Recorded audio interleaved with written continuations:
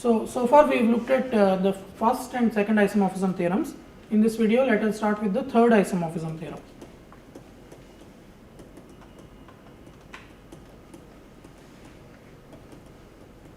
Recall that isomorphism theorems are statements about isomorphisms among quotient groups. Okay, the third isomorphism theorem will say a similar statement to the first and second. So let us see what it says. Let G be a group.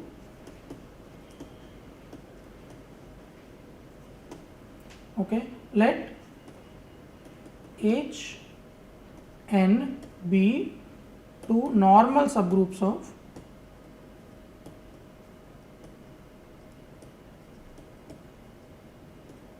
Okay, in the second isomorphism theorem, we work with two groups, one normal, the other arbitrary.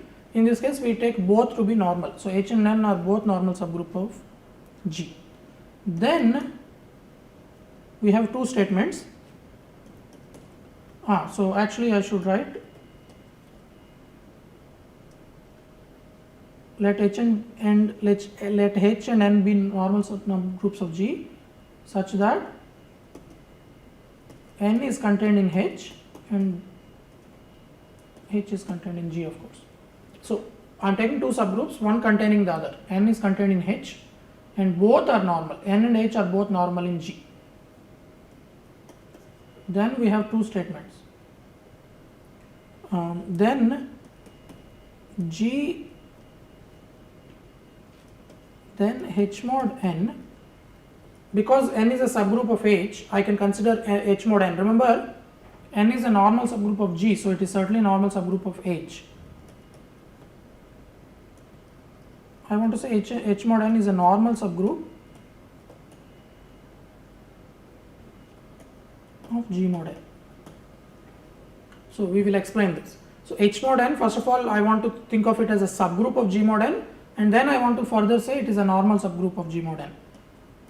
And the second statement, which is actually what we call third isomorphism theorem, is that G mod H is isomorphic to G mod N mod H mod N.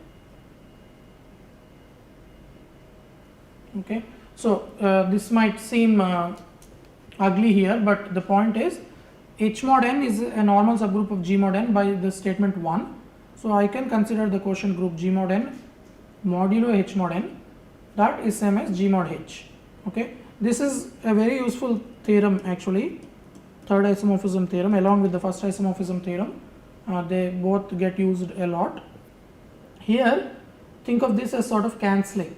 G mod N mod H mod N, it's like almost like you cancel when you write ratios of numbers, right, integers, you can cancel.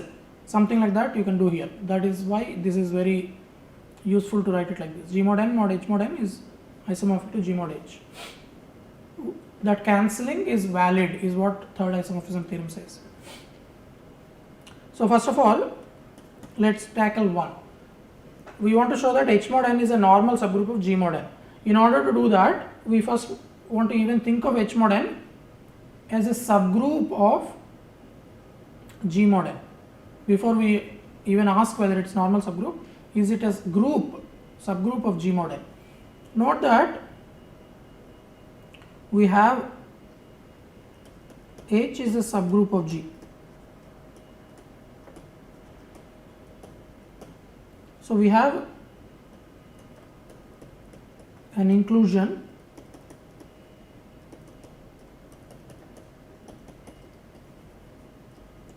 H in G, right? So this inclusion is simply sending small h to small h. We also have a natural homomorphism G to G mod N, right? So let's put these two things together. We have H to G, which is natural inclusion. So in particular, it is an injective map. It's a 1-1 map. And then we have the natural surjective map from G to G mod N. Remember, when I talked about the quotient groups, I defined this natural map that exists always. A G goes to Gn. This is a group homomorphism.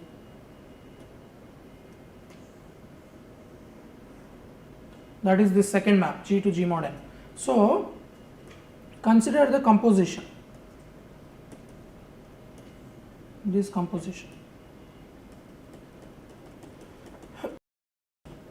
What is a composition? H to G mod n, right? But it is actually going via G. So first you send it to G and then you send it to G mod n. So this is really nothing but small h going to Hn, because under this composition here you see that under the first map you take a small h, it goes to small h under the first map, and the second map takes small h to small hn. So under the composition small h goes to small hn. Okay, what is the kernel of this?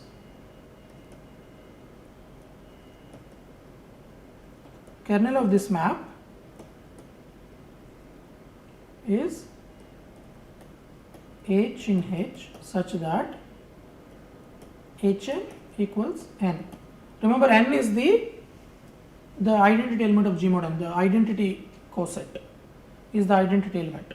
But as before, this is an h in h. In the second isomorphism theorem also this came up. So it's in h in h, but it's also in n. This of course is h intersection n, but in the new hypothesis, remember, n is also a subgroup of h. So this is just n. So kernel of this map is n. So by the first isomorphism theorem,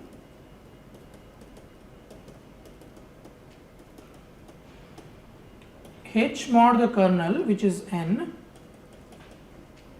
is isomorphic to the image of this map. I don't care what it is, it's a subgroup of G mod n is all I care about. Is isomorphic to a subgroup of G mod n. And as I have remarked in a previous video, after I did the first isomorphism theorem, if you have a situation like this, the technically precise statement is h mod n is isomorphic to a subgroup of G mod n, but we can think of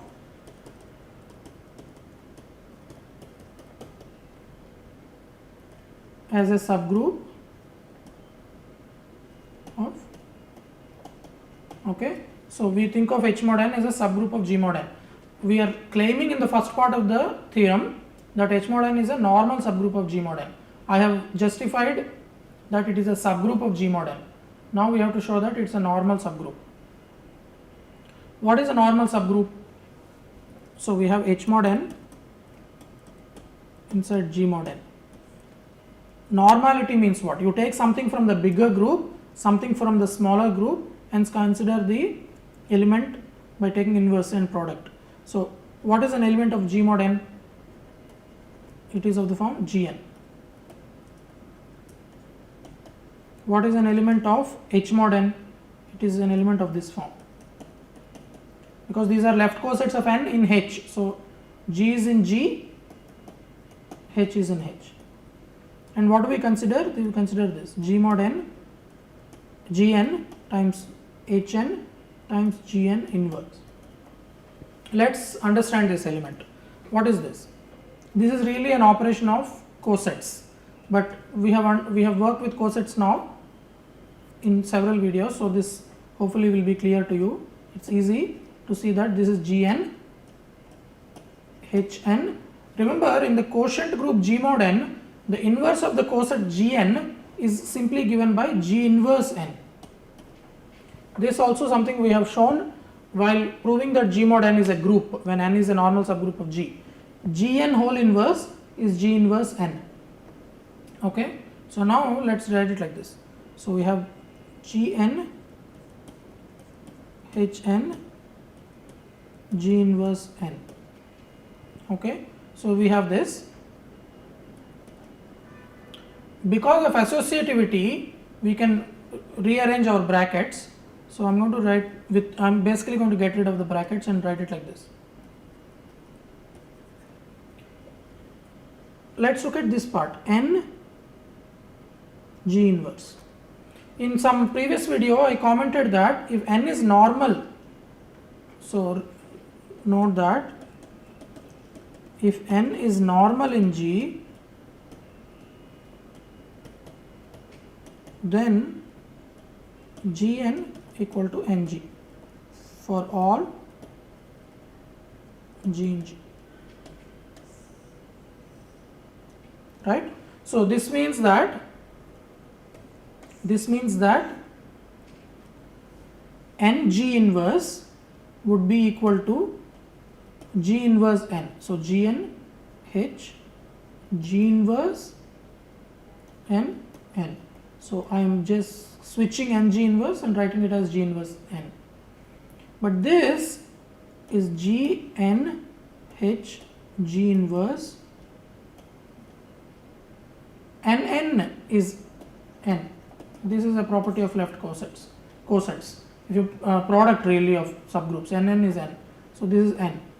But now I can, using the same property that Gn is equal to Ng, pull H and G on this side. So this will be GH n G inverse n, which is same as, so I am interchanging n and h here. Now I will do n G inverse. So GH G inverse n n, which is of course again GH G inverse n. Okay, so though this seems somewhat magical here, and some you might be worried about whether all this is valid or not, you have to convince yourself that this is valid, because all I am doing here is multiplying subsets of a group, and multiplying subsets of a group follows the same rules as multiplying elements of group, and we are using here the properties of normal subgroups, and if n is a subgroup, then n equals n, and everything else is correct. So all this is a valid operation. So GH, so okay, let's now take stock. Where are we? Gn Hn G inverse n is equal to GH G inverse. Now I am going to use the normality of H in G. GH G inverse belongs to H, right? Because G is in capital G, H is in capital H, so GH G inverse is in, so G is in H, G is in G, H is in H, so this is in H. So GH G inverse n, so is in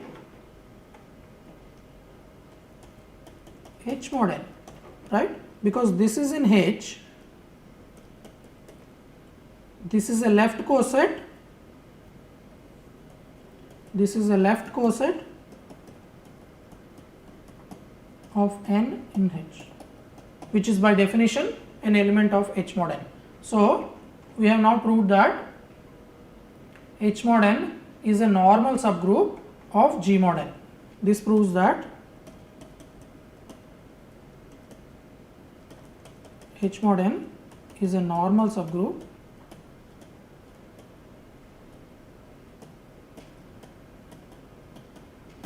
right. We have started with an arbitrary element of G mod n and an arbitrary element of H mod n, and looked at Gn Hn Gn inverse and concluded that it's in Hn, which is the definition of H mod n being normal in G mod n. So this is 1. 1 is exactly that statement, and it is proved now. So let's prove 2 now, and prove 2 is the statement that G mod H is isomorphic to, we'll show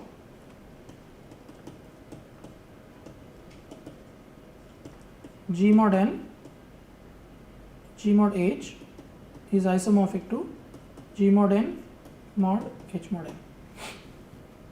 Okay, so how do we show this? So again, and whenever you have a statement that you have to prove, which involves proving some quotient groups are isomorphic to each other, think of constructing appropriate group homomorphism and invoke first isomorphism theorem. As you have seen in the proof of the second isomorphism theorem, it is really an application of the first isomorphism theorem, and here also it will be an application of the first isomorphism theorem. the map to consider here is the following. Let me consider this map from G mod n to H mod n. What is this map?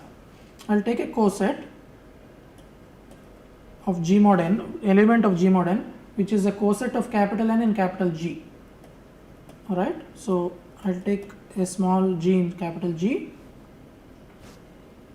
So actually, sorry, this is not a map to H mod n, this is a map to G mod H. Okay, so I'll take a small g in capital G and consider the coset Gn. I'll map it to GH. Okay, so this is the map. Gn goes to GH. Certainly GH is an element of GH, G mod H, right? Because it's a coset of capital H in capital G. So phi must be well defined in order to be a group homomorphism, right? Before that, you have to check well definedness. Why do we need to check well definedness here? Because we can have Gn equal to G prime n. This can happen for two different elements of the group G. Even if they are different, Gn could be equal to G prime n. Suppose this happens. We want to check that phi Gn equals phi G prime n. Otherwise, it's not well defined, right? You have one element which has two different representations, and using the representation, if you send it to different elements, it's certainly not a well defined map. So we want to check that GH is equal to G prime H. But if Gn is equal to G prime n, remember this means that G inverse times G prime is in n. This is because you can multiply by G inverse, so n will be equal to G inverse G prime n. That means G inverse G prime will be in capital N. This is this kind of thing we have seen before, right? If G inverse G prime is in n, then G inverse G prime is in H, because n is contained in H. By hypothesis, n is contained in H. So we have this. But if G inverse G prime is in H, GH equals G prime H, right? So well definedness is okay. If you have two representations of the same coset, they will also give you the same coset in G mod H. So if Gn equals G prime n, GH equals G prime H. So this is okay. And phi is a group homomorphism. This is easy. This is easy because what is phi of Gn times G prime n?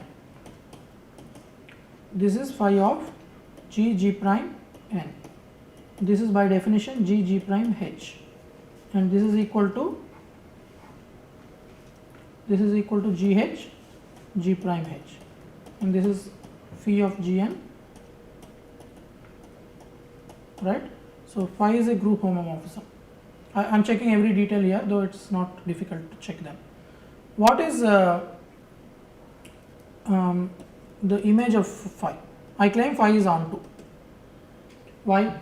Phi is a map from G mod n to G mod H. So what is an element of G mod H? An arbitrary element of G mod H is a left coset, right? So it's GH. Then phi of Gn is GH. So you take the same element small g, Gn maps to GH. So phi is onto, right? This is trivial. You take a coset, it's certainly the same element times n maps to it. So it's onto. What is kernel of phi? This is what we have to check now. What is kernel of phi? Okay. So kernel of phi is by definition all elements of G mod n. So all elements of G mod n which are denoted by G capital N. Remember, these are cosets. So all elements of G mod n such that phi of Gn is equal to the identity coset, right?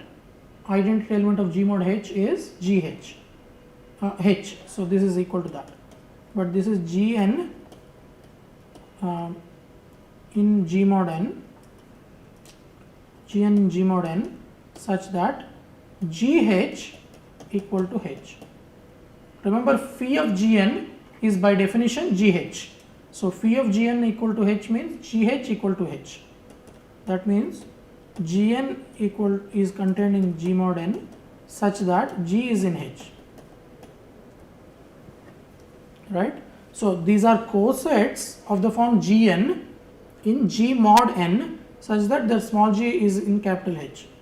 But what is this? If you think for a second about this, these are left cosets of small g, these are left cosets of capital N in capital G, which are also left cosets of capital N in capital H, because this G must be in capital H. So this is just H mod n, right? H mod n, remember, is Hn, H in H.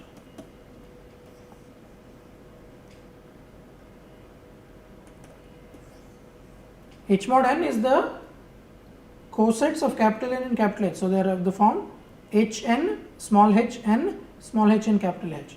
But this is really what we are doing, right? We are taking all G in H and taking G mod n, Gn, sorry. All G in H, so instead of calling it small h, I am calling it small g here. So you are taking small g in capital H and taking Gn. So this is exactly H mod n. Okay, so kernel of phi is H mod n. Now, what is the situation? Phi is a map from G mod n to H, G mod H. It's a group homomorphism onto kernel equal to H mod n. Now what does the first isomorphism theorem say? Again, it's the final point is the consequence of first isomorphism theorem.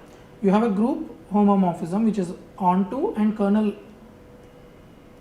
H mod n. So you have G mod n, which is the domain group, modulo the kernel, which is H mod n, I have computed that, is isomorphic to, so remember, G to G prime is a group homomorphism, means G mod kernel is isomorphic to image.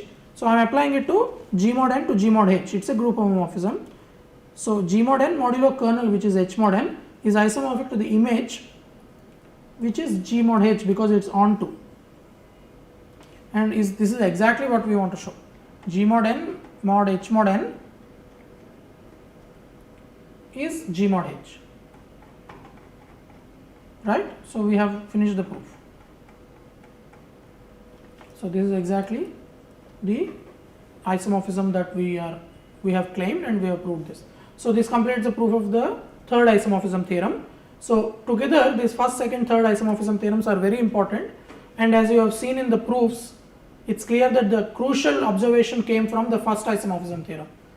Then it is just looking at more and more special cases to get second and third isomorphism theorems, and these are used frequently in many theorems, and in future classes we will see this. So it's important that you carefully work out the proofs and make sure that you understand all the details. So I'll stop here. In the next video, I'll look at some more applications of these quotient groups. Thank you.